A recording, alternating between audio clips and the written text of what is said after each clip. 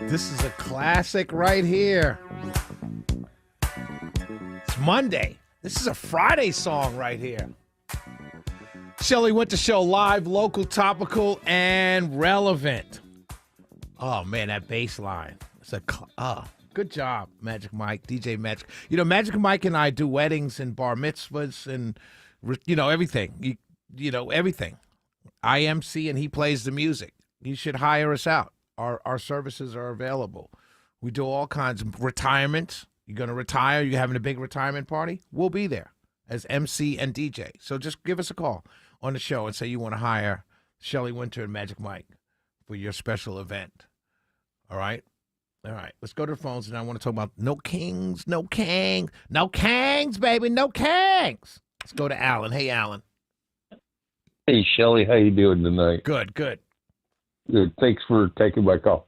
I just wanted to talk briefly about the East Wing. To answer your question, I believe in historic preservation, so you wanted to talk value.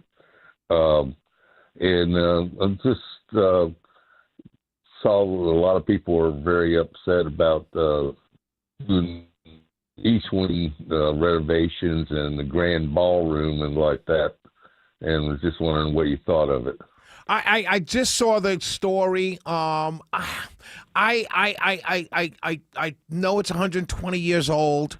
I'm not sure what was there beforehand. I just caught the headline as I was doing show prep right before I got on the air.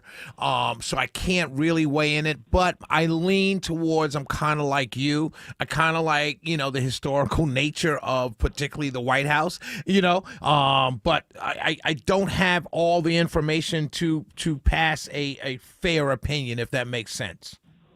I totally understand it. That does make sense. And I was actually trying to look I will into say it this, myself. Based on what I was saying about principles versus politics, I will say this. If Barack Obama or Joe Biden did it, people on my side of the fence would be outraged. Is that fair? Exactly. One other thing I did want to mention about it is that it was done, like you say, like 120 years ago or something, with Teddy Roosevelt did it. And actually, Teddy Roosevelt's points of view on certain things were blasphemy because he didn't even believe in Christmas trees. Right, right. Great call, Alan. We appreciate your call, brother. Thank you. Yes, sir. I want to talk about No King's March, okay? So I'm looking at the videos. First of all, has anybody noticed this? When you look at the aerial shots from different cities, like there's a meme going around with different aerial shots, right? And so when you look at it, it says Boston, L.A., whatever, and it's just thousands of people, right? But then when you look at the videos from actual people on the ground, it doesn't seem that crowded. Now, I'm not saying it wasn't, they said, reporting says 7 million people. I don't know, I'll put it to you like this. I'm going to leave that alone. But I don't know. Let's just say let's go with the number they're giving us. These are the organizers' numbers. We had 7 million people, reportedly 7 million people. No one counted, right? But it's funny when you look on the ground, when you look at the videos of people that were there, it doesn't seem as crowded. Right? You're like, oh, okay, should be packed in. If I look at the aerial shots, like that's a collected meme of all of these, shots of people down on the ground, then if you're down on the ground with a video camera, it should look packed in. But it doesn't in many cases. It just looks like random people. There's an article in the Marietta Daily Journal where it started off with, I think they were Roswell Road and Johnson Ferry. And the article starts off by saying, as far as the eye can see. Well, clearly, if it's only Johnson Ferry and Roswell Road on that four corners, that's what do you mean as far as the eye can see? It's right there.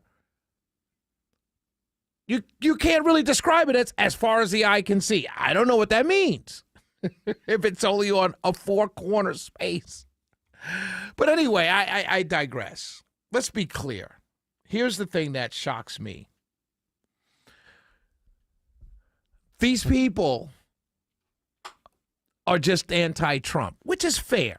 If you want to be anti-Trump, be anti-Trump. That's fair. I'm not going to quibble with you, right?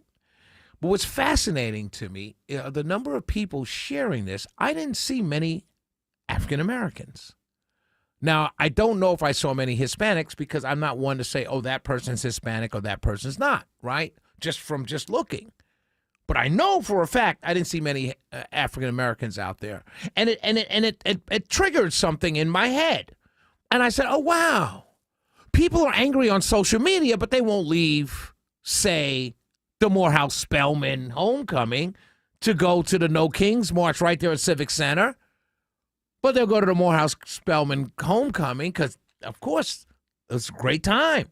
And I'm not disrespecting the Morehouse Spelman homecoming. I'm talking to the people who went to the homecoming as opposed to going to the No Kings March, which was right at Civic Center, which is less than 2 miles away.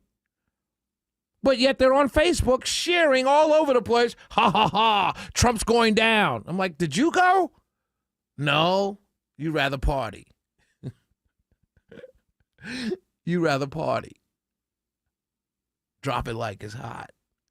But all the old white people, they went out there and they waved their signs and they had their good time.